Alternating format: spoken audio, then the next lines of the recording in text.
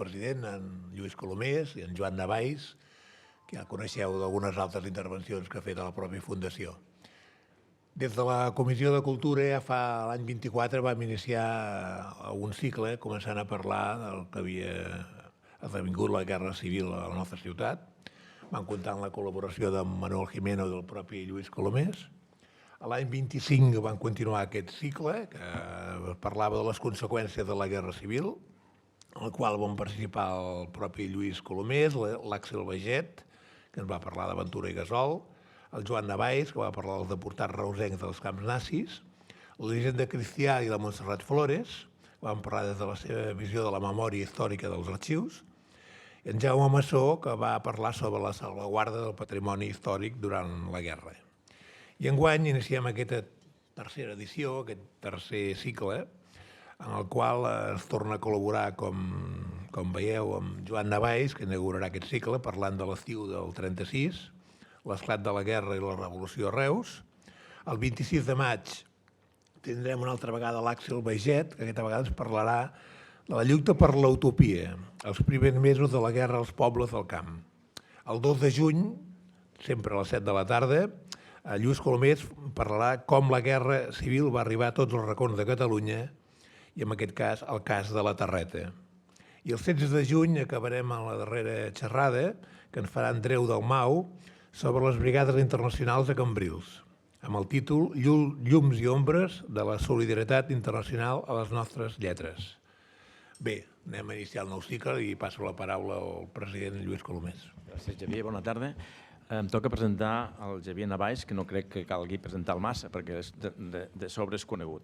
És llicenciat en Història per la Universitat Rovira i Virgili, s'ha especialitzat en l'estudi dels moviments socials i de la societat catalana del primer terç del segle XX. Ha publicat, entre altres, el capítol La Segona República i la Guerra Civil dins de la Història General de Reus, això el 2003, dirigida per Pere Anguera, i els llibres de Josep Maria Prous i Vila, Poemes d'amor i de guerra, 2005. Una ciutat en evolució, petites històries de Reus i de més enllà, 2017, i el centenari de l'Orfeó Reusenc, 2019. També ha participat en les obres col·lectives, episodis del moviment obrer als Països Catalans, 2017 i 2019, i Història de l'esquerra independentista, 2021.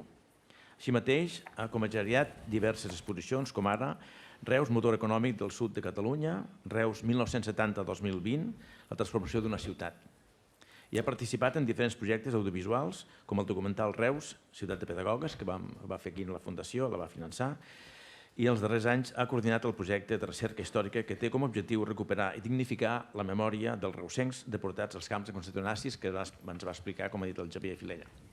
Per tant, com ha dit el Xavier, ell ha participat a les 3 cicles que han fet, l'auditoria de guerra, de l'ocupació en la xerrada de gener 1939, els darrers dies del Reus republicà. El segon cicle, Conseqüències de la Guerra Civil, els deportats reusencs als camps nazis, i avui, amb el 9è aniversari de l'inici de la Guerra Civil, l'estiu del 36, l'esclat de la guerra i la revolució. Gràcies, Joan, per estar aquí. No sé si és una amenaça, però sí, ja prepara't que farem més coses, perquè ara ho hem parlat amb Canal Reus Televisió, el tema de la Guerra Civil no es pot oblidar, hi ha molta desconeixença, sobretot per part de la gent jove, i és bo tenir-ho present perquè els tics que passaven als anys 30 del segle passat comencem a veure'ls ara a Catalunya, a Espanya, a Europa i al món. I per tant cal estar amatent perquè no torni a passar mai més el que va passar fa 90 anys. Gràcies. Gràcies, Xavier, gràcies Lluís. En primer lloc, agrair la seva assistència, fa goig que hagi tant interès per la història de la nostra ciutat, del nostre país, i més concretament d'un període tan polèmic, controvertit i complex i rellevant com és la Guerra Civil. I com bé deia el president, ja se pot imaginar tot el que estem vivint, no cal entrar, no cal aprofundir, però sí que en la vessant historiogràfica cada vegada hi ha més estudis, teòricament amb rigor documental, que estan manipulant la Guerra Civil i l'estan capgirant absolutament. Vull dir, això ho podem veure, no sé si els sona la polèmica del Pere Reverte, un gran, entre cometes, escriptor, amb aquest seminari que volia fer a Sevilla, si no m'equivoco, que era La guerra que perdimos todos. És una bajanada. La guerra no la va perdre tothom. Si volen, podem dir que uns la van perdre molt més que els altres. i uns quants van sortir beneficiats de la guerra. No cal que els digui qui és. Vull dir que és una bajanada, però l'intenció no és una ofensa. Molta gent me diu, és desconeixença. No, van amb mala intenció. L'idea és branquejar la dictadura de Franco, perquè l'ombra allargada de la dictadura arriba fins als nostres dies. És a dir, que és d'agrair la tasca que fa la Fundació, perquè no sé si tenen coneixença algun acte, però clar, durant anys un dels fets més importants de la història contemporània del nostre país, que marca un abans i després, crec que no s'ha convocat, ningú no està organitzant cap acte. I no estic parlant de l'Ajuntament, estic parlant del teixit civil. Per això és d'agrair, naturalment, al Lluís en concret i a tota la Fundació que hagi tirat endavant aquest cicle. Jo avui parlaré d'un fenomen complex, controvertit i polèmic, que és l'inici de la Guerra Civil, doncs que coincidint amb l'inici de la Guerra Civil o conflicte bèl·lic, al nostre país hi va haver una revolució social.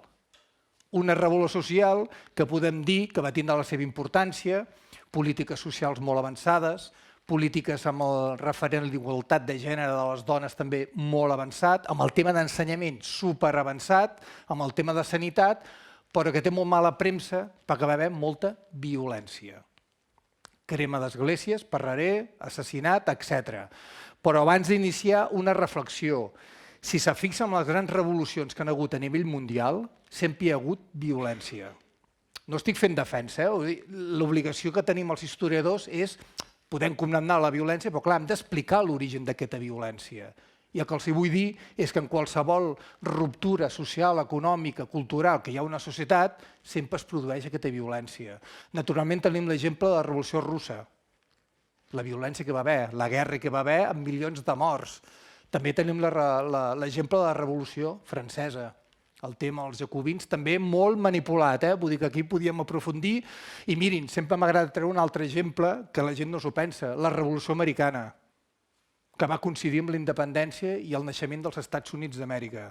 Hi va haver també molta violència. També va ser un conflicte civil, perquè hi havia gent que anava a favor de la independència de les colònies i també hi havia gent que anava a favor del Regne Unit i en contra de la independència de les colònies. És a dir, quan hi ha un fet aquest traumàtic de ruptura de l'ordre social, malauradament hi ha violència. Per això, vull dir que anirem amb tot el tacte possible, la meva voluntat és explicar, que no es quedin amb aquesta imatge que la revolució va molt més enllà de la violència.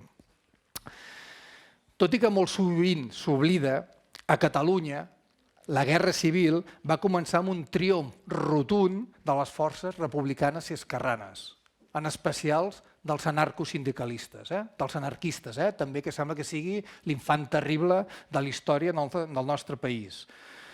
Com és ben sabut, l'insurrecció militar i feixista va arribar a Catalunya al Principat la matinada del 19 de juliol, quan bona part o la major part de la guarnició militar que hi havia a Barcelona es va aixecar amb armes contra la legalitat republicana, democràtica, i va sortir als carrers a ocupar la ciutat, perquè Barcelona era i és el centre neuràlgic del poder republicà al país. També es van revoltar les guarnicions de Lleida, la Seu d'Urgell, Girona, Figueres i Mataró. És a dir, que la insurrecció va anar molt més enllà de Barcelona. I en canvi, les guarnicions de Tarragona, la que teníem més a prop a la nostra ciutat, i la de Manresa, van romandre al marge del complot. L'aixecament va fracassar a Barcelona i, per consegüent, a tot Catalunya, gràcies a la resistència armada, les forces de seguretat lleials a la República, els guàrdies d'assalt, la Guàrdia Civil, que va intervenir una mica més tard, i sobretot va fracassar per l'intervenció de centenars de civils, de militants d'esquerra, en especial també anarquistes i anarcosindicalistes que estaven organitzats amb la Confederació Nacional del Treball, que era el sindicat anarcosindicalista, que té molt mala premsa. Però ja els dic que un dels sectors més importants que ha hagut a la història d'Europa contemporània, i no ho dic jo, ho diuen historiadors d'Anglaterra, Alemanya, i podem dir més singular, ha estat la CNT, que va molt més enllà del sindicat, escoles, una manera de viure, etc. D'aquí la importància que té el sindicat, la CNT, en la història contemporània de Catalunya. D'aquest triomf, dels combats que va haver als carrers de Barcelona els dies 19 i 20 de juliol, se calcula que va haver gairebé unes 400 víctimes, víctimes mortals, 400, 500, va sorgir una nova hegemonia política i militar encapçalada pels anarcosindicalistes i els obrers més radicals, que van desbordar la legalitat republicana. Ens agradi o no, això serveix per fa 90 anys i avui en dia, qui té les armes té el poder. I això és el que va succeir a Barcelona i a Catalunya, també a Reus i a Baix Camp, el juliol de 1936. L'irrupció d'aquest contrapoder armat i obrer, conjuntament amb el col·lapse de la Generalitat i de les institucions republicanes, va capgirar radicalment la correlació de forces a favor dels sectors més combatius del moviment obrer i va fer possible l'esclat de la revolució del 1936, un procés revolucionari de caire llibertari, popular, obrerista i antifeixista, inèdit en la història d'Europa i del món, que va impulsar profundes transformacions econòmiques, socials i polítiques dins de la societat catalana. El binomi format per la CNT i la FAI, la Federació Anarquista Ibèrica, un altre d'aquests infants terribles que tenim a la història, infant terrible a la vegada poc coneguda que tenim a la història, a la nostra història, van capitalitzar la victòria antifeixista del 19 de juliol i fins al maig de 1937 va esdevenir la força, no diria majoritària, però podríem dir predominant a Catalunya i també el territori de l'Aragó que va ser alliberat per les milícies antifeixistes catalanes, que aquesta part de l'Aragó alliberat i Catalunya van ser els indrets on la revolució va agafar més força i més radicalitat. Tanmateix, cal puntualitzar que aquesta revolució, si volen la Revolució Catalana de 1936, es va caracteritzar per ser un procés espontani i no jeràrquic que va néixer de baix a dalt, ja que tot i l'hegemonia inicial de la CNT i la FAI, dels anarquistes i anarcosindicalistes, no hi va haver cap organització política i sindical, cap ni una, que tingués una estratègia ben definida per tal d'enderrocar completament l'aparell estatal republicà i implantar el socialisme o el comunisme llibertari. No hi havia projecte social i polític. De fet, els anarcosindicalistes, que com ja he dit eren els veritables amos del carrer, aquí a Reus no tant, després ja ho ampliaré, van renunciar explícitament a prendre el poder i establir una mena de govern, entre cometes, anarquista.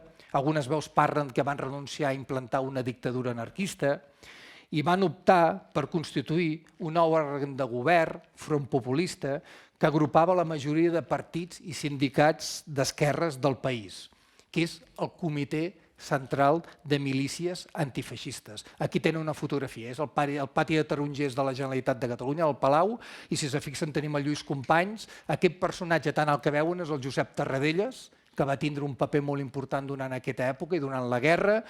I si veuen al mig de tot hi ha un personatge, una bandolera, perquè portava una pistola amiga aquí amagada, és un reusenc il·lustre, que és el Joan Garcia Oliver, que va ser el president, l'home fort del Comitè Central de Milícies Antifeixistes. I em diran, què era més o menys? Un òrgan militar? Sí o no? Hi ha un debat. Mirin, existia la Generalitat, amb Lluís Companys al capdavant, però totalment buida de contingut. L'òrgan de poder que dirigia el país va ser el Comitè Central de Milícies Antifeixistes. I l'home fort, com he dit, d'aquest comitè era un reusenc.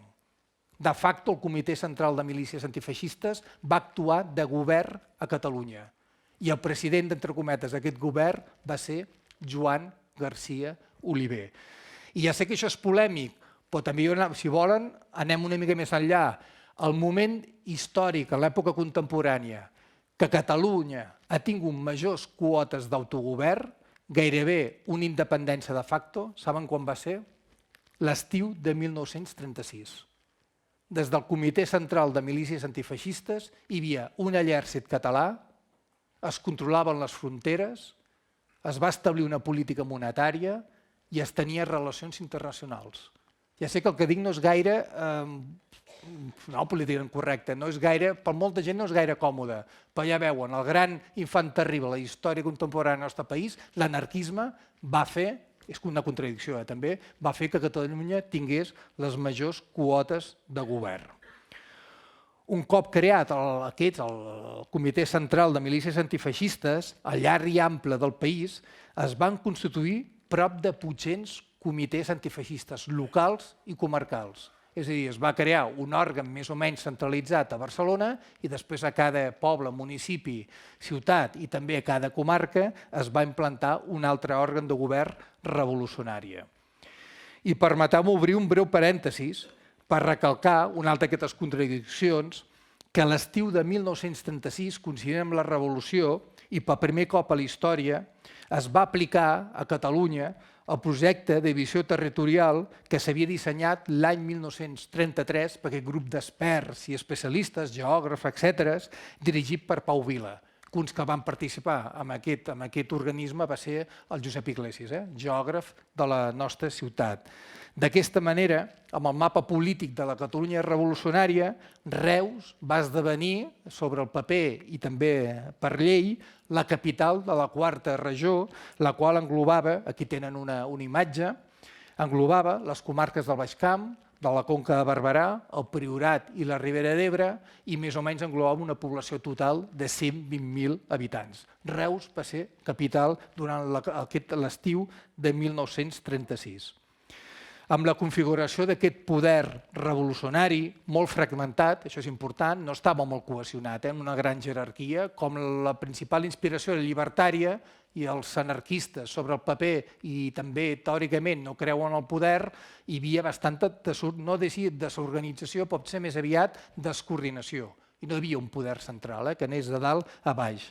Doncs quan es va configurar aquest poder revolucionari català, cada comitè antifeixista local o comarcal, el del municipi o el de la comarca, es va crear d'acord amb la realitat política i ideològica del seu entorn.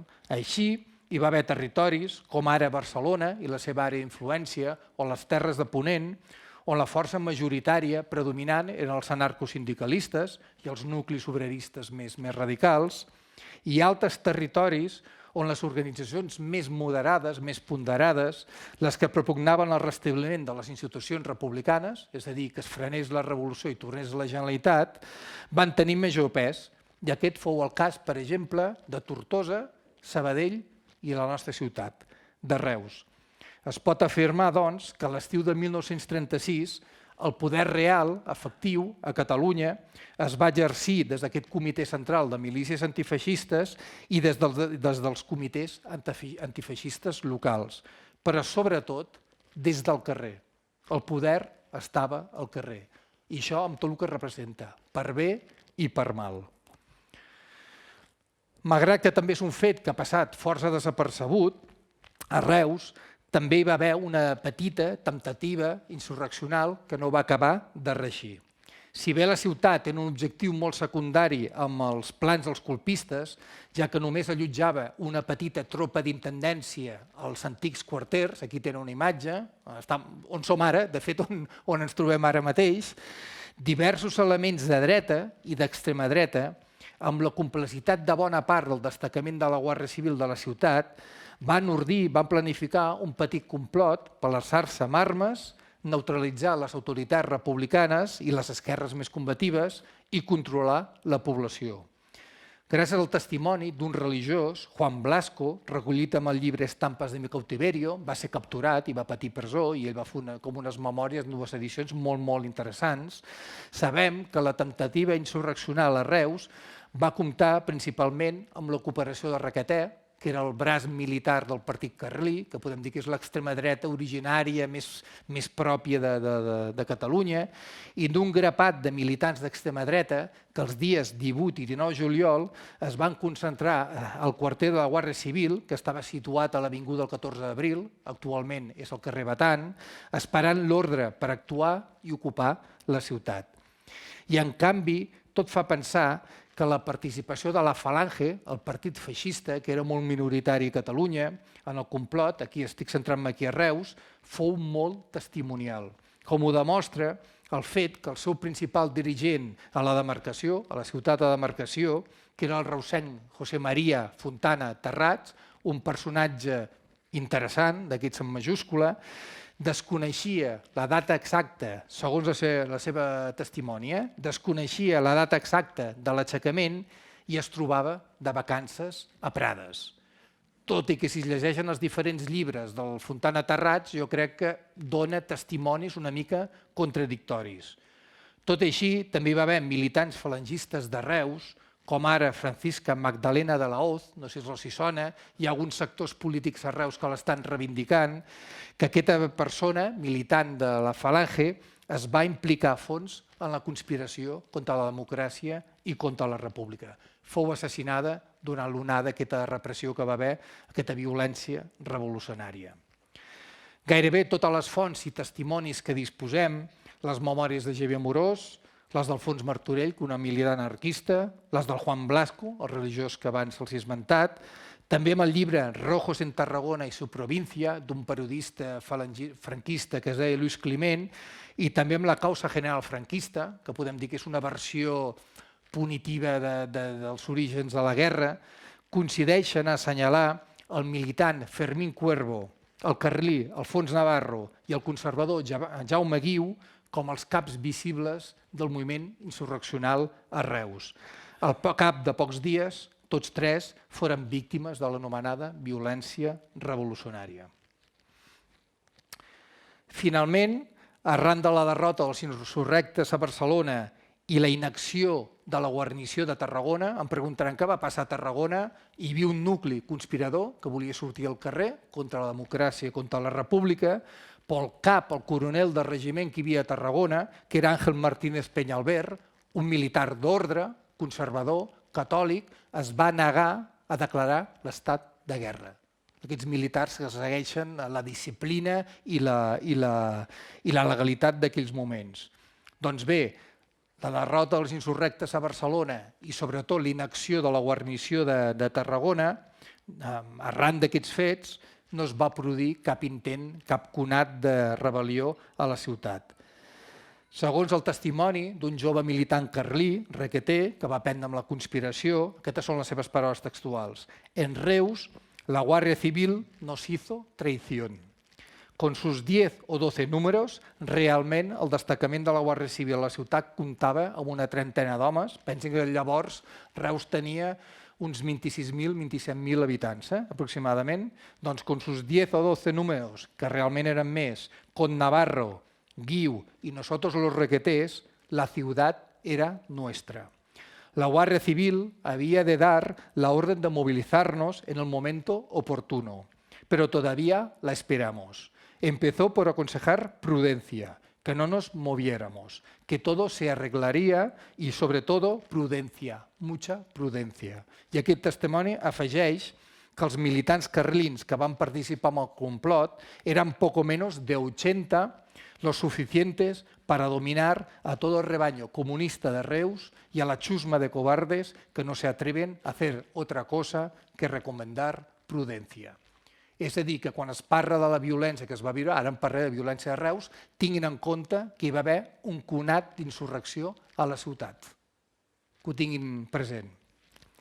Davant aquesta temptativa colpista, la resposta dels nuclis més combatius de les esquerres, dels sectors republicans, va ser contundent. En plena celebració de la Fira de Santa Marina, que era una celebració molt popular, que es feia en aquella època a Reus, que es feia sobretot pels voltants del Santuari de Misericòrdia, i arran de les notícies cada cop més inquietants que arribaven per ràdio, que era el gran mitjà d'informació d'aquella època, les forces obreristes d'esquerres, eren els nuclis més combatius, es van posar en peu de guerra.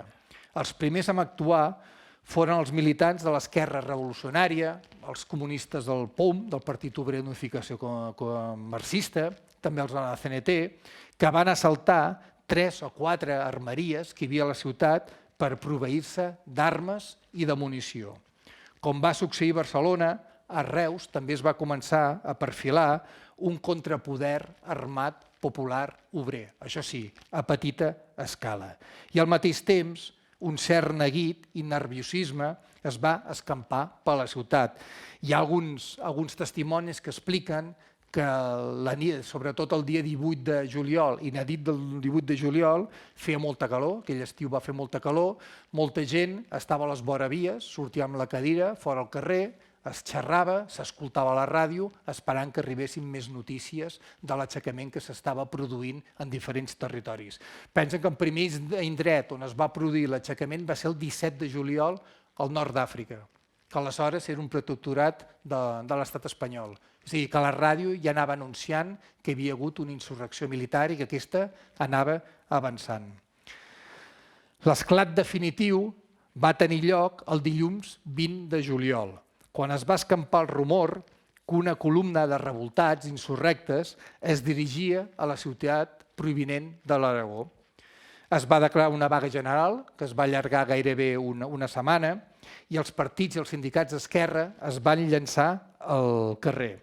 I amb aquesta imatge que tenen, una de poques que es conserven d'aquest moment, que està datada erròniament el 17 de juliol, si se fixen, és la plaça Prim, l'hotel de Londres, el restaurant Hotel de París, però veuen que hi ha uns vehicles, són militants d'esquerres que han agafat aquests vehicles, ja sé que és molt petiteta la imatge, van armats i són les patrulles, aquests, com els deia, aquests militants d'Esquerra Revolucionària que van sortir al carrer per oposar-se al cop d'estat.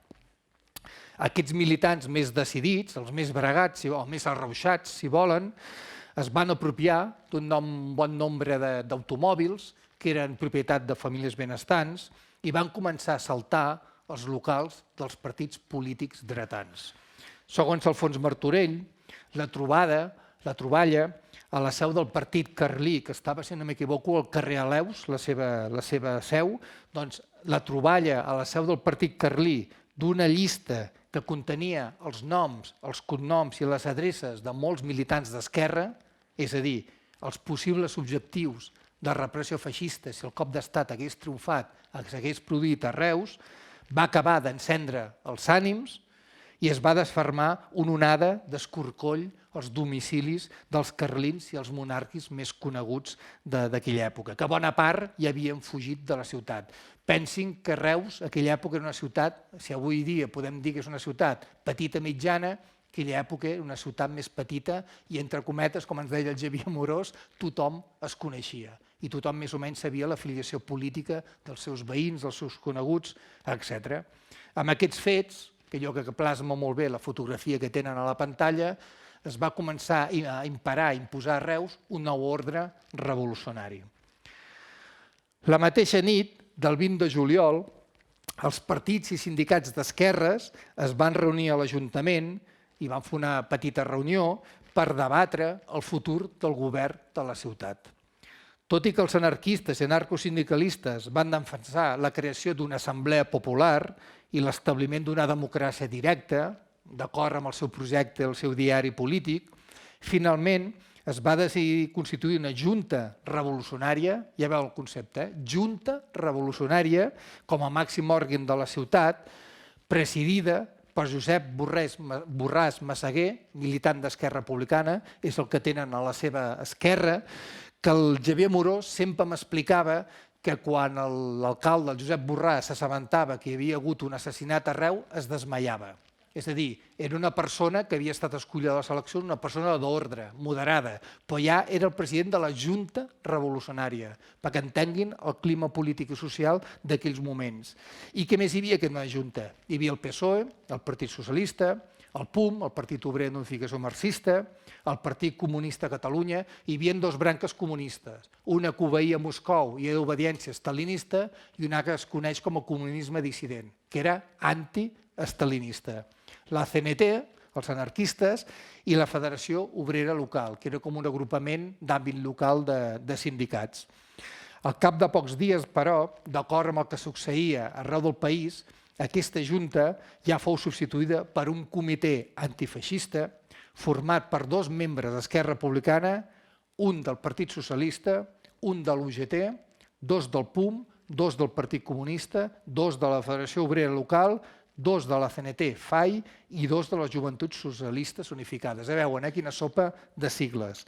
I el primer president fou Ramir Ortega, que el tenen aquí a la pantalla, treballador públic, a Correus, que també era o va ser un dels principals dirigents del Partit Socialista Unificat de Catalunya, el PSUC, a la ciutat durant la guerra. Com es pot comprovar, amb aquesta sopa de sigles que els hi deia, des d'un bon principi, la força, diguem-ne, majoritària o amb major pes a Reus fou el comunisme oficial, el comunisme estalinista, estructurat al voltant del PSUC i la UGT, l'Unió General de Treballadors. Un fet, aquest, que contrasta amb l'hegemonia més o menys real de la CNT a Barcelona i a bona part del país. Ja veuen, a Reus l'hegemonia no va ser dels anarquistes, sinó, podem dir, de les forces més moderades d'ordre i sobretot dels comunistes d'obediència estalinista. Ben aviat, el comitè reusenc, seguint les línies més o menys marcades de Barcelona, van impulsar diferents mesures de caire social i econòmic per afavorir aquí les classes populars i treballadores. Per exemple, es va establir definitivament la setmana laboral de 40 hores. Em diran, això es va aconseguir molts anys abans. Hi havia molts patrons que no feien cas de la legislació i els treballadors feien moltes més hores que les que tocava.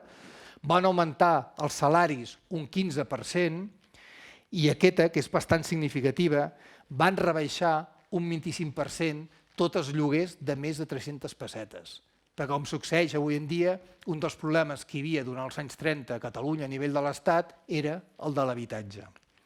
I també, no m'allargaré, no vull explicar totes les mesures que van tirar endavant, van establir una política fiscal molt més severa, molt més dura per a les famílies, les classes benestants, i amb un exemple d'igualitarisme es va equiparar el sou dels membres del comitè antifeixista, si volen, dels polítics que governaven la ciutat, amb els sous d'un obrer qualificat, que més o menys eren d'unes 10-11 pessetes al dia. Amb l'esclat d'aquest procés revolucionari, l'organització i el control de l'economia catalana, però també reusenca, va passar a mans de la classe treballadora i dels sindicats.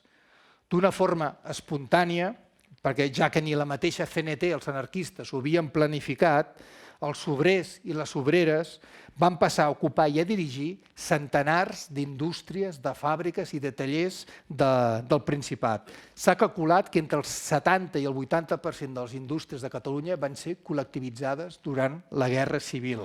Pensi que molts patrons, molts directors, molts gerents d'aquestes indústries havien fugit, altres s'havien amagat i altres havien estat ja assassinats.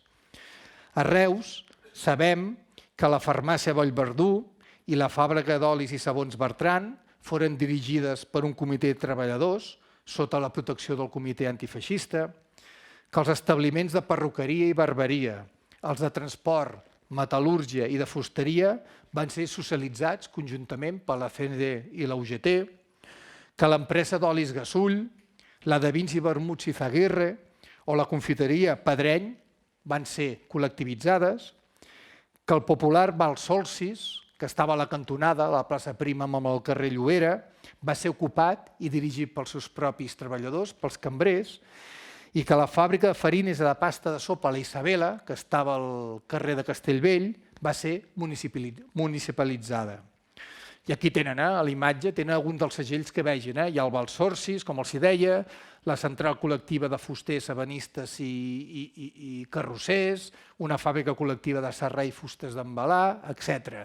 Perquè també hi ha el mite que quan es va produir la Revolució del 36 l'economia va deixar de funcionar. No, l'economia del país va continuar. I podíem aprofundir i parlar que va ser aquesta època que des de la Generalitat i des del Comitè Central de Milícies Antifeixistes, amb molt de protagonisme del Joan Garcia Oliver i de Josep Tarradellas, es va començar a reconvertir bona part de la indústria del país en una indústria de guerra. I, per exemple, una indústria molt important en aquells moments va ser la pirotècnia Espinós de la nostra ciutat, situada encara avui en dia a la carretera de Castellvell. Aquesta nova política econòmica, engegada amb la Revolució, es va concretar més endavant amb l'anomenat Pla de Transformació Socialista del País, ja veuen quin nom, i l'aprovació l'octubre de 1936 del Decret de Col·lectivitzacions i Control Obrer. I l'objectiu de tot plegat era aconseguir una economia mixta que combinés l'intervencionisme de l'Estat amb les iniciatives privades de la petita i mitjana empresa, amb un pes notable del col·lectivisme. Però, com se pot imaginar, els desastres de la guerra, la lògica, si volen, tot que queda aquesta expressió queda molt lleig, van eclipsar l'experiència revolucionària de la nova economia catalana. L'estiu de 1936, el paisatge urbà, a Reus, Barcelona, en lloc a tot arreu del país, va viure, sobretot, naturalment, als àmbits urbans, va viure una transformació sense precedents quan l'optimisme i l'exaltació revolucionària ho va impregnar tot, almenys d'una manera superficial. En un fenomen molt semblant al que George Orwell va observar a Barcelona, homenatge a Catalunya, m'imagino que s'han llegit el llibre, tot el que explica, ell va arribar a Catalunya cap a la tardor, no és l'estiu, va arribar més tard. Doncs amb aquest fenomen semblant que ens explica el George Orwell, els carrers i les places de Reus foren envaïdes per una munió de militants antifeixistes, armats amb fusells o escopetes i vestits amb la tradicional granota o brusa dels treballadors, que va esdevenir una mena d'uniforme dels revolucionaris. Les patrulles de milicians que portaven un braçalet de color vermell per identificar-se van substituir la policia i les forces d'ordre públic en el control de l'espai públic. També foren molt visibles, una imatge que ens ha arribat en documentals, també en pel·lícules, els vehicles decomissats pels milicians que circulaven per la ciutat, abans hem vist aquella petita fotografia, lluint les sigles dels partits, dels sindicats, dels seus ocupants. Així mateix, també va haver un ritual, que és el que veuen aquí a la foto, de comiat. A comiat aquí, cada cop que hi havia un grup de reusencs, i també sembla ser algunes reusenques que sortien de la ciutat voluntaris per anar a lluitar al front contra els feixistes, tenia lloc una mena de ritual de comiat revolucionari, que és aquest que tenen aquí a la imatge. Se reunia una multitud de gent, hi havia una desfilada triomfal pels carrers més cèntrics de la població, la gent els saludava amb el puny alçat, onejant banderes anarcosindicalistes, roges i cantant l'Internacional, l'himne de Riego o els segadors. Un ritual semblant, això sí, menys alegre i molt més solemne, es duia a terme quan s'havien d'enterrar els milicians caiguts al front. Des d'un bon principi, amb una altra imatge que ens ha arribat fins als nostres dies, una imatge d'aquesta època de la Revolució del 36, els partits, o gairebé tots els partits i sindicats d'esquerres van començar a confiscar immobles i edificis que pertanyien a l'Església o a les entitats i als partits de dreta, amb l'objectiu d'establir locals socials o espais col·lectivitzats. Aquí a Reus, si ens entrem a la nostra ciutat, la llista és llarguíssima, només faré un breu resum. Els anarquistes van ocupar el convent del carrer de la Creu Vermella, és l'actual carrer del Vent, on hi ha l'Escola d'Art i Disseny de la Diputació. També van ocupar el Palau Bofarull, se'l van quedar, el van convertir en el centre, en el principal centre anarquista de la ciutat. Aleshores acollia una societat recreativa que era l'Olimpo, no era de cap partit, però se'l van quedar perquè l'espai era maco i estava molt cèntric. El PUM, el Partit Obrer d'Unificació Marxista, va ocupar el convent de monges al Raval de Robuster i el domicili de l'advocat, el domicili privat d'un advocat i polític conservador, Joan Vilanova Montanyà, era un destacat membre de partits de dreta i dreta radical i també advocat, que estava situat a la plaça Prim, després els ensenyaré una fotografia. Estat Català, el partit independentista, va ocupar Cal Borràs de Marc, al carrer de Sant Joan, que és aquesta imatge que tenen a la pantalla. Algun antic militant d'Estat Català em va dir que ben bé no va ser una ocupació, un decomís, sinó que el mateix propietari va cedir el local, entre cometes, al partit, a l'Estat Català, per evitar que vingués altres forces, el confisquessin i es pogués malmetre l'edifici. El Partit Comunista va ocupar el círcul tradicionalista, la seu social del Partit Carlí, al carrer Eleus. El Socors Roig Internacional, que era una entitat comunista que canalitzava l'ajut solidari, va ocupar el Bràvium, el Centre Catòlic, i el PSUC, conjuntament amb la UGT, van decomissar la seu del Círcul dels Senyors, damunt del teatre Fortuny, a la plaça Prima, un local immillorable. Pensin, Palau Bofarull se'l queden els anarquistes i els comunistes obedients estalinistes van quedar aquell local increïble del Círcul i que van fer, a banda de colgar la pancarta amb els noms dels partits, ja veuen que van col·locar dos retrats enormes, un és de Karl Marx i l'altre és de Lenin.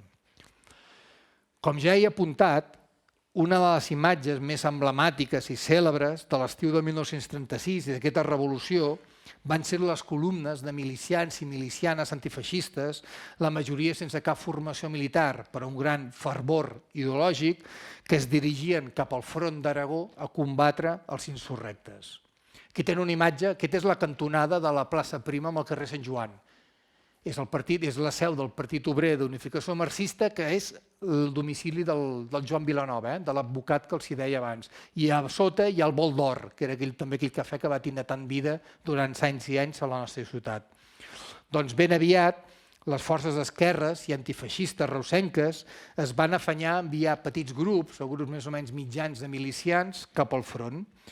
Desenes de militants del PUM, els de les imatges que tenen aquí, de les Joventuts d'Esquerra Republicana de Catalunya, del ram del metall de l'UGT, que van crear una unitat que es deia Centúria de l'Acer Ràpid, també militants de les Joventuts Socialistes Unificades i del moviment anarcosindicalistes van marxar a lluitar al front de l'Aragó. Un petit escamot del partit independentista Estat Català es va incorporar a les milícies pirinenques, el Pallars Sobirà, si no m'equivoco, és Tírvia, i uns 160 joves, perquè es facin una idea del nombre de reusencs que van anar al front, doncs una 160 de joves anarquistes, enquadrats amb la centúria Floreal, són aquests noms d'aquella època, vull dir que feia relació a l'èpica i de les idees anarquistes, es van unir a les forces de les joventuts llibertàries que van anar a Madrid a defensar la capital de la República de l'avanç feixista. La gran batalla de Madrid del no passaran, però també va haver presència reusenca. I així mateix, un bon nombre de milicians reusencs es van sumar a diverses columnes que van sortir de Tarragona cap al sud d'Aragó i que passaven per la nostra ciutat, que passaven amb tren o amb vehicles a motor. Tot indica que els milicians de Reus van prendre part, van participar amb l'ocupació o l'alliberament, segons com es miri, de Calaceit, del Canyís, de la Pobla d'Íjar i de Montalbán, i que es van establir a una línia de front que anava de Belchite a Minuesa passant per l'Ézera. Si no hi he afegit cap mapa, fallo meu, veurien que és el sud del front d'Aragó.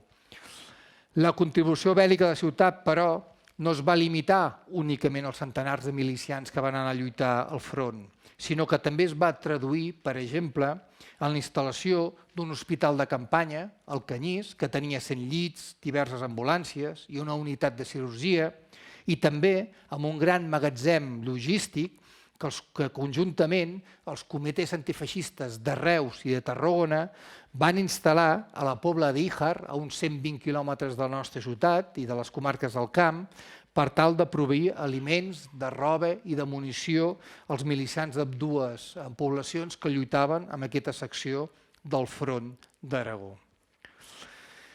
I, sens dubte, l'aspecte més polèmic, més tràgic de la revolució del 1936 fou i és l'anomenada violència revolucionària, en què determinats grups exaltats, més o menys vinculats al procés revolucionari i batejats ambiguament amb el terme, amb el nom d'incontrolats, segur que els hi sona, van cometre centenars d'assassinats i d'actes de violència contra els medis conservadors, patrons, etc., contra l'Església Catòlica i tot allò que es considerava reaccionari o filofeixista.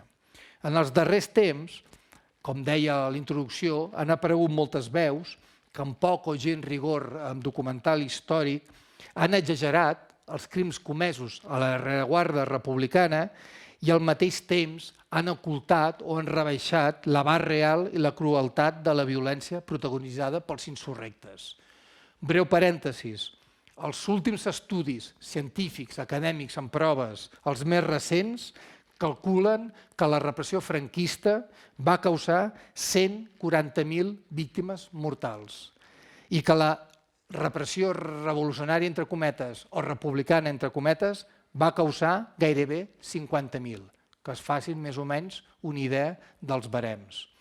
Doncs aquestes veus no ens ha d'estranyar, perquè l'objectiu d'aquestes veus és atacar i difamar la democràcia republicana, un règim legítim, que hi havia hagut unes eleccions legítimes, etc., a fi de justificar i legitimar el cop d'estat de 1936 i, com deia abans, blanquejar, que és l'objectiu final, la dictadura de Franco. Això que diuen, que com Franco no se vivia tan mal. Cal insistir i deixar ben clar, però, que la violència franquista, des del minut zero, abans que hi hagués el cop d'estat, amb la preparació del cop d'estat, hi havia instruccions en què es veia que aquesta violència franquista o dels insurrectes era calculada, ben planificada, metòdica i freda, amb l'objectiu d'esclafar el projecte democràtic republicà, mentre que la violència que es pot qualificar de revolucionària, que va ser una reacció al cop d'estat, va ser, en general, espontània, caòtica i en cap cas dirigida o instigada per un estat republicà desbordat i afeblit. I dic això perquè sona molt, hi ha masses veus, cada vegada se sent més, que diuen que de les víctimes de la repressió republicana, entre cometes, revolucionària a Catalunya, l'instigador va ser Lluís Companys. Això ho hauran sentit molt, l'assassino, etc. Totes aquestes veus no estan basades en absolut en cap document ni en cap estudi històric. Fins i tot, de fet, tant el govern de la República com el de la Generalitat i fins i tot sectors revolucionaris van denunciar aquests assassinats i van intentar impedir-los, això sí, sense gaire èxit. A Reus també va passar el mateix. Des de segons quins sectors es va intentar salvar la vida d'algun dels perseguits per aquesta violència, entre cometes, revolucionària. I per contra, al bàndol dit nacional, la violència fou impulsada, dirigida i aplaudida des del primer minut o des del minut zero per les institucions, per l'estat franquista. Molt sovint, aquesta violència de l'estiu de 1936 ha estat atribuïda exclusivament als anarquistes amb la temible, entre cometes, FAI al capdavant, tot plegat amb la voluntat de criminalitzar, de demonitzar l'anarquisme, que ja dic té un paper molt destacat a la història del nostre país. I va més enllà de la violència, aquesta imatge que tenim. Estem parlant d'educació, moviment social, drets de la dona, cultura, etc. És innegable que militants anarquistes van instigar, col·laborar o participar en molts dels assassinats i actes de violència de l'estiu i la tardor de 1936, però no foren els únics.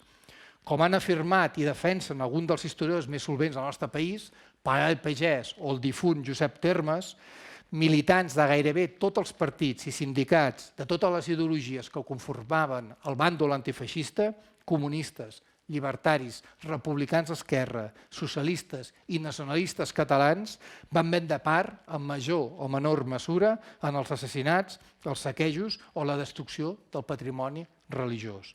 I també, que a cop s'oblida, hi va haver delinqüents comuns, simples malfactors, sense ideologia, que van aprofitar, podem dir, el desgavell de les primeres setmanes i el col·lapse de les autoritats per extorquir, assassinar i saquejar. Tot el seu caràcter incontrolat i caòtic, no hi ha dubte que darrere la violència revolucionària de l'estiu i la tardor de 1936 hi va haver un component classista primordial. O dit d'una altra manera, no es pot atendre la violència, entre cometes, revolucionària sense tenir en compte, d'una banda, la intensa lluita de classes que va viure Catalunya, també Reus, en el primer terç del segle XX, i de l'altra, les pèssimes condicions de vida i de treball de la majoria d'obrers i obreres de l'època. Ho hem de tenir en compte, vull dir que aquesta violència no va néixer del no-res. Així, amb l'esclat de la revolució i la desaparició dels aparells de coerció de l'Estat, la policia va ser anul·lada, es va desfermar l'afany de venjança col·lectiva dels sectors més radicals de la classe obrera. Un afany de venjança dirigit principalment contra la patronal i les classes benestants. Es pot afirmar que bona part de les víctimes de l'estiu de 1936 van correspondre a venjances personals. Obrers que després de patir anys i anys de misèria i d'humiliacions es van prendre la justícia pel seu compte. A tall d'exemple, emmullaré, estic parlant en termes general, però emmullaré a la nostra ciutat, i tot fa pensar que aquest cas, aquesta hematologia, es va produir també a la nostra ciutat i va ser el cas de l'assassinat, l'agost de 1936, a la nostra ciutat, dels industrials Jaume Llevat i Emili Espinós. Llevat i Espinós, que són dos cognoms coneguts a la nostra comarca. Per què ho dic, això? Els dos van ser assassinats, amb aquesta violència, entre cometes, revolucionària. Als anys 1920 i 1921, els anys de plom del pistolerisme, a Reus va haver un període d'uns quants mesos on van haver atemptats, es va matar, els hi sona el Casull, doncs va morir l'empresari Gasull, es va assassinar l'alcalde de Reus, en total van morir 6 persones, amb una espiral de violència. Doncs bé, amb els anys de plom del pistolerisme, Llevat, que era el propietari d'una fàbrica de mosaics ubicada a la carretera de Castellvell, on hi ha la xemener, avui en dia només es queda aquella fumera industrial, va jugar un paper molt destacat amb la guerra bruta que les autoritats i els sectors més immobilistes de la patronal van impulsar contra la CNT i els nuclis més combatius del moviment obrer. I per la seva banda, Emili Espinós era militant de la Lliga Regionalista, d'un partit catalanista de dreta, amb Francesc Cambó al capdavant, un partit d'ordre, que no estava dins la conspiració feixista, però que bona part dels seus dirigents van acabar donant suport al cop d'estat i a la dictadura de Franco. Després, més endavant, la cosa va anar canviant. Doncs bé, Emili Espinós, militant de la Lliga Regionalista, era el propietari, com se poden imaginar, de la pirotècnia que duia el seu nom. Doncs bé, l'any 1932, els treballadors de la pirotècnia Espinós van protagonitzar la vaga més llarga i més conflictiva de tot el període republicà a la nostra ciutat. I per què ho dic tot això? Perquè jo crec que no seria gens estrany que els botxins de l'Espinós i del Llevat fossin antics treballadors de les seves fàbriques moguts per l'odi i la venjança personal cap als seus patrons. El nombre total de víctimes de la violència revolucionària a Reus difereix notablement segons la font o l'estudi que consultem. Mentre els historiadors Josep Maria Soler, Sabater i Joan Vilarrolla, amb un estudi molt clàssic, calculen que hi va haver 107 víctimes a la nostra ciutat, Montserrat Duc, historiadora de la Universitat Rovira i Virgili, n'assenyala 121. El diari espanyol del 2 d'abril de 1939, és a dir, tot just acabada la Guerra Civil, dona la xifra de 147 víctimes. En canvi, la causa general franquista en fa constar 138 i el falangista José María Tarrats indica que el monòlit, a Los Caídos, que es va aixecar l'any 1940, aquí a tocar, 1940, hi constava el nom de 118 assassinats, 31 sacerdots i 87 seglars. I finalment, l'any 1942, el periodista franquista Luis Climent va afirmar que el nombre d'assassinats s'elevava a 139, una xifra que incloïa els que van morir al front quan intentà passar-se del bàndol republicà al bàndol feixista. Com es pot comprovar, existeix un buit historiogràfic pel que fa a aquesta qüestió a la nostra ciutat. És a dir, encara manca un estudi ben documental, rigorós, exhaustiu, detallat, que analitzi aquesta la violència, entre cometes, revolucionària que va viure la nostra ciutat.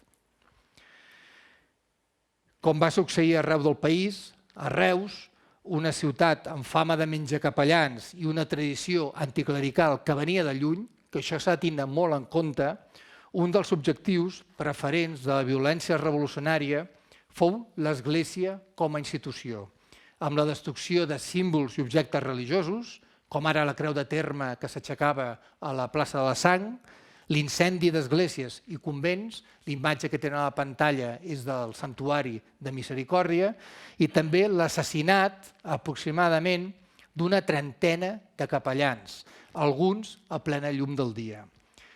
Cal tenir en compte que històricament l'Església s'havia identificat amb el poder i amb els sectors més conservadors i reaccionaris de la societat. Per exemple, amb el tema de l'ensenyament. L'ensenyament durant molts anys va ser gairebé un monopoli de l'Església aquí a Catalunya i a nivell de l'Estat. I per consegüent, als ulls de la gent més avançada, dels més arroixats, els més radicals, l'Església era una institució contrària al progrés i a les llibertats. Recordin la Setmana Tràgica, el 1909, el tema de Ferrer i Guàrdia. Vull dir que la història, quan parlem dels processos històrics, l'hem de mirar una mica, vull dir, no hem de mirar el fet concret, també hem de mirar les causes, l'origen de tot plegat. Pocs edificis religiosos de la ciutat es van escapar de les flames o de la destrucció. La Prioral fou arrasada i convertida en un mercat de verdures i de fruites, i més endavant en un magatzem municipal. Els temples de la Puríssima Sang i de Sant Francesc van ser incendiats i convertits en magatzems a la fàbrica d'avions que es va traslladar a Reus durant aquest període. L'església de Sant Joan no va ser incendiada, però va ser saquejada. Naturalment, retaules i elements religiosos fora, vull dir que ja s'ho pot imaginar, estic parlant més de l'estructura. Doncs l'església de Sant Joan Baptista va ser saquejada i ocupada per la cooperativa de fusters i ebenistes, i el col·legi de Sant Pere Apòstol, conegut com els Padres, que estaven també molt a tocar d'aquí, al principi del carrer Ample, va ser assaltat i destruït completament per les flames. Aquest és el col·legi dels Padres, hi va anar el Xavier Morós, tenim memòries, hi ha fotografies, una descripció, també hi ha alguna llegenda negra dels anys de la República al voltant del personal de l'escola, vull dir, tampoc no amplio perquè són rumors, tampoc no hi ha documentació. Aquest era com era, després de l'assalt com va quedar, va ser totalment derruït, cremat i derruït. El santuari, ja hem vist la imatge que els he ensenyat abans, també va ser destruït pel foc. Curiosament, a Reus, a aquella època, hi havia una església evangèlica situada al carrer de Vidal, doncs també no va ser destruïda, però va ser ocupada pel Sindicat de Construcció de la CNT. El dany causat al patrimoni cultural i arquitectònic va ser immens, incalculable. I per sort va haver persones, va haver part de les institucions que van fer tot el possible per intentar salvar part d'aquest patrimoni. Amb aquest esclat de violència anticlerical no va ser gratuït, que quedi clar també, no va ser un estirabot que els hi va agafar. Hi havia uns orígens, incideixo, hi havia unes causes que anaven molt més enllà, estructurals, podríem dir. En l'imaginari de bona part de les classes populars i treballadores, l'incendi de les esglésies simbolitzava d'una manera tràgica, crua, la destrucció d'allò vell, la societat burgesa i el naixement d'un nou món. Alguns dels pocs edificis de caire religiós que es van deslliurar de la destrucció van ser l'edifici de Germaneta dels Pobres, que va passar a acollir una escola, l'escola Karl Marx, i el convent de les Carmelites Descalces, ubicat a l'actual carrer de l'Amargura, que es va reconvertir, es va habilitar per allotjar famílies de refugiats que van venir a la nostra ciutat fugint de l'avanç feixista. Cap a finals de setembre de 1936, amb això ja vaig acabant, els anarcosindicalistes, en pro de la unitat i de l'esforç bèl·lic, van renunciar als comitès antifeixistes, que eren la pedra angular d'aquest poder revolucionari, i van acceptar integrar-se en un nou govern d'unitat, Front Populista, presidit per Josep Tarradellas. Un fet que va marcar el triomf definitiu de la línia moderada defensada per Esquerra Republicana i pel PSUC i l'UGT, que des d'un principi havien propugnat el restabliment de la legalitat republicana. Aquí cal destacar en concret el paper del PSUC i la UGT, el comunisme d'obediència stalinista, que esperonat per Moscou pugnava per convertir-se en la força predominant del bàndol republicà. A Reus, per exemple, el comitè antifeixista va ser dissolt i substituït a mitjan octubre per un nou ajuntament presidit per un militant de la CNT, que era mestre, que és el que té a la imatge, l'Antoni Llaurador Muntanyola, però amb una clara majoria d'Esquerra Republicana i del PSUC i de l'UGT, que, per cert, amb aquest nou govern, menys revolucionari, de tot el que els explicava abans, per primer cop a la història, una dona es va convertir en regidora del nostre Ajuntament. Em refereixo a la llevadora Teresa Viralta. Disculpes per l'imatge de mala qualitat, però ha costat molt. Vull dir, estic content perquè he localitzat l'imatge, que encara no l'havia localitzat. Era llevadora, militant de la CNT, que va ser, com dic, la primera regidora, i a més es va convertir en consellera de Sanitat i Assistència Social de l'Ajuntament de Reus. Ja veuen, la revolució, fenomen complex, polièdric, hi ha una part més fosca, però també hi ha la part de l'ensenyament que no he pogut parlar, del tema dels drets de les dones, etc. S'iniciava així un període de reflux, de retrocés revolucionari, en què les institucions republicanes, tant la Generalitat com el govern de Madrid, van legalitzar part de les conquestes revolucionàries a fi de frenar-les i impedir que la revolució anés més endavant.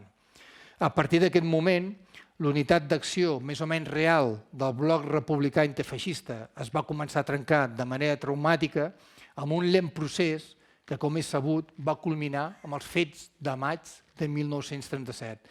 Un enfrontament molt violent, també va tindre els seus episodis de violència, sobretot a Tarragona i a Reus, entre qui propugnava una política d'ordre i prioritzaven l'esforç bèl·lic, la Generalitat, el PSUC i l'UGT i l'Esquerra Republicana, i els qui defensaven el manteniment de les conquestes revolucionàries per tal de vèncer el feixisme, que eren els anarquistes, la CNT, les Joventuts Llibertàries i també el Partit Obrer d'Unificació Marxista. Però, naturalment, aquest seria el tema d'una altra xerrada que abans em deia el president.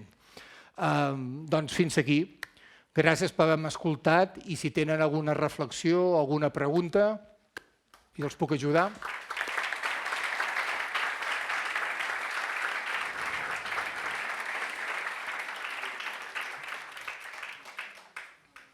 Joan, per aquesta magnífica conferència. Comentaris, preguntes, allà darrere?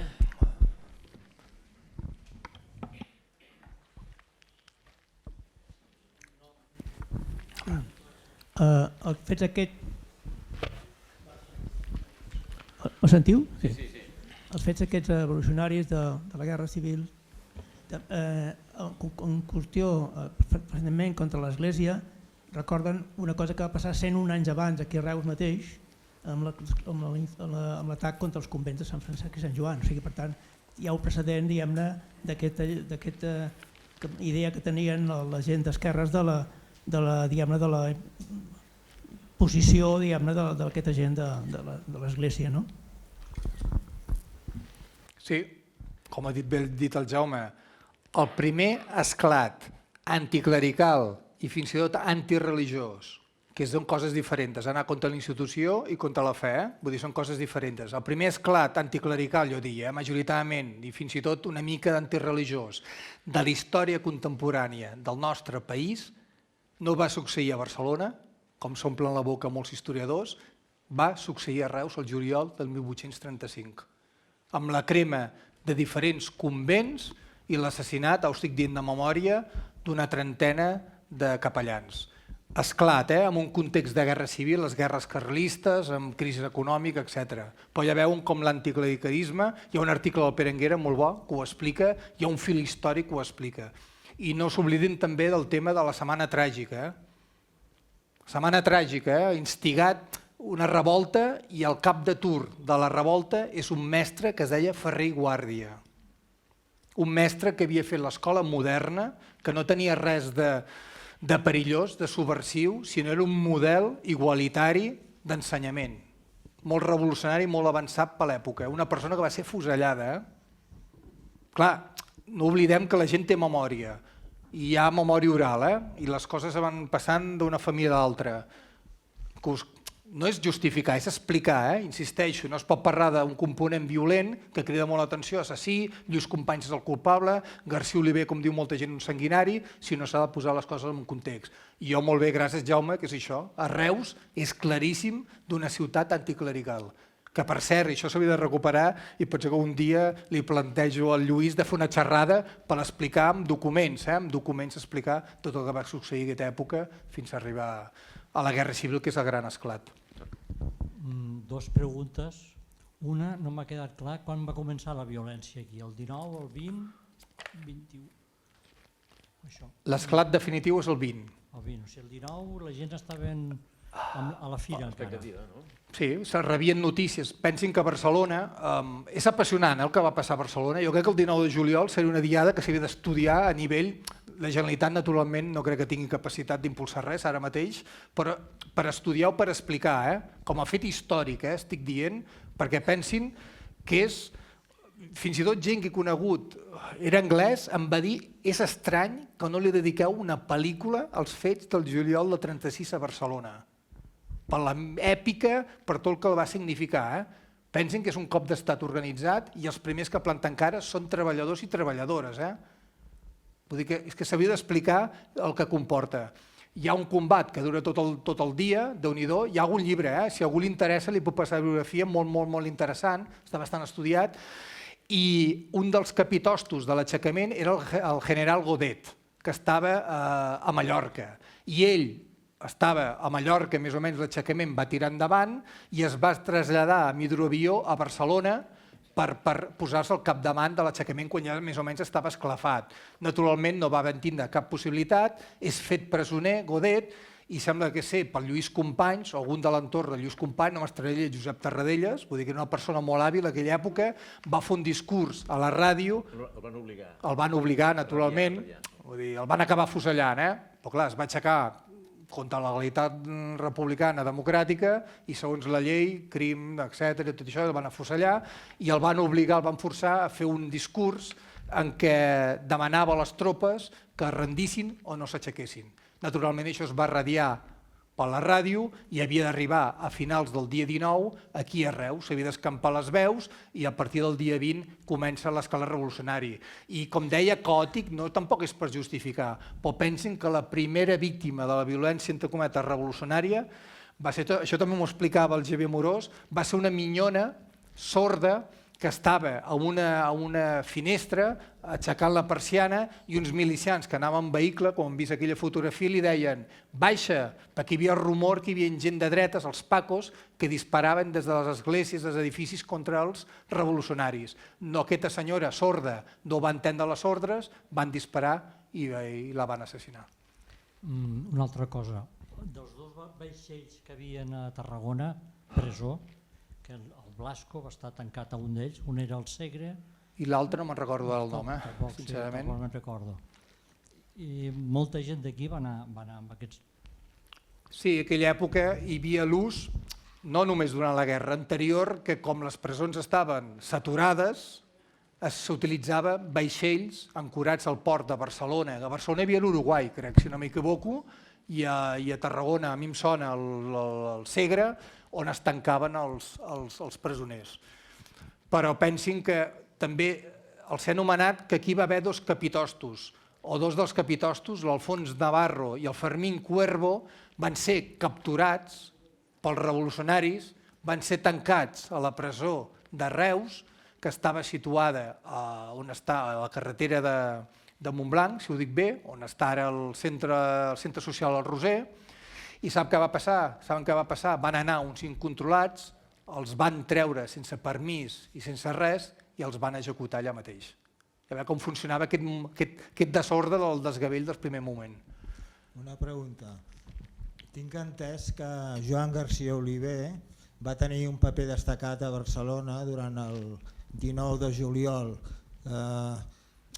Van atacar l'exèrcit espanyol que estava situat a prop del Paral·lel, em sembla entendre, i que desgraciadament també va morir un destacat dirigent anarquista que va ser Escasso. Perdonin l'autobombo, però si els interessa el tema de la història i la figura de Joan Garcia Oliver, he col·laborat en un projecte per recuperar una mica, no romantitzar, recuperar la figura històrica de Joan Garcia Oliver, que és un dels grans oblidats. Jo crec que és el fill il·lustre, dels fills il·lustres de Reus, és l'infant terrible. D'aquí que s'hagi estat bandejat i no se'l reivindiqui. Doncs hem fet un projecte i dimarts vinent, m'ha anat bé fer la xerrada ara, dimarts vinent a les 8 del vespre, al Teatre Bartrina, gratuïtament, fem l'estrena mundial d'un documental sobre la figura del Joan Garcia Oliver, que estem molt contents perquè hem aconseguit un dels millors historiadors, el Crisela, amb la Dolors Marín, i intentar explicar el que ho deia vostè. Durant l'aixecament era un secret a veus que s'estava preparant un complot. Pensin que els complots contra la República van començar a l'abril de 1931. És a dir, al moment que s'implanta, es proclama la República, un règim democràtic, comencen els complots per acabar amb aquest règim democràtic. Hi ha diferents intentones, segur que els hi sona el general Sanjurjo, etc., però hi ha diferents.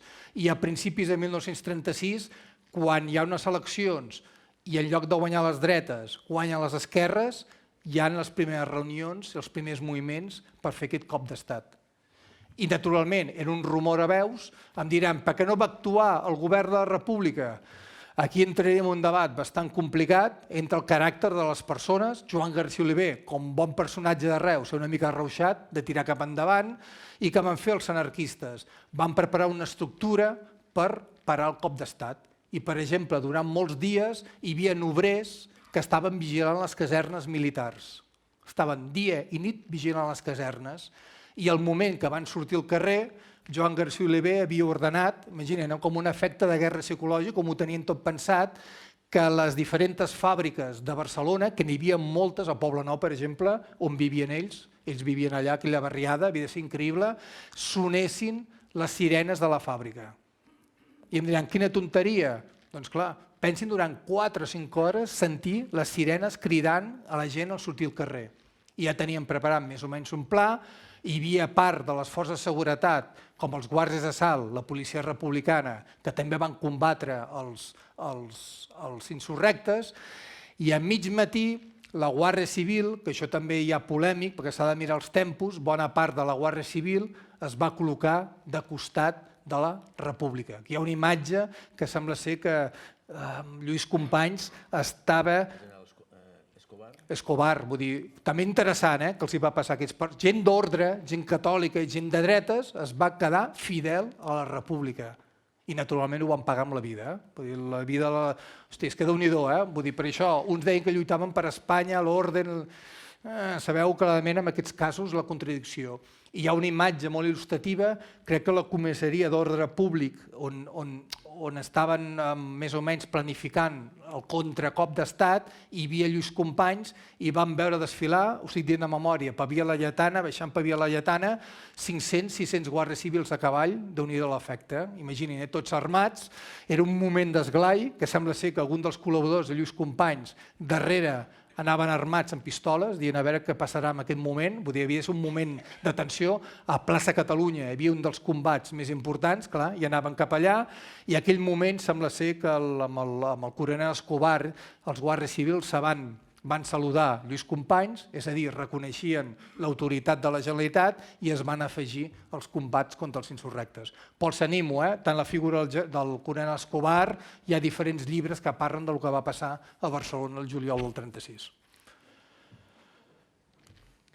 Això que deia que hi havia un complot a la República, la setmana passada vam fer una xerrada aquí sobre la història de l'infermeria i un dels motius que van muntar una escola d'infermeres aquí a l'Institut Policlínic de Reus, que es deia així, era perquè les monges cada dia resaven perquè s'acabés la República. O sigui que ja veuen que no eren sols els militars que no volien la República, sinó que les monges resaven perquè s'acabés, per tant tenien l'enemic a casa. Molt bé, doncs moltíssimes gràcies per l'assistència i convoquem a la propera xerrada, que aquest cas anirà una mica més ample, serà el que va passar al Baix Camp i per tant tothom està convidat i convidat. Moltes gràcies.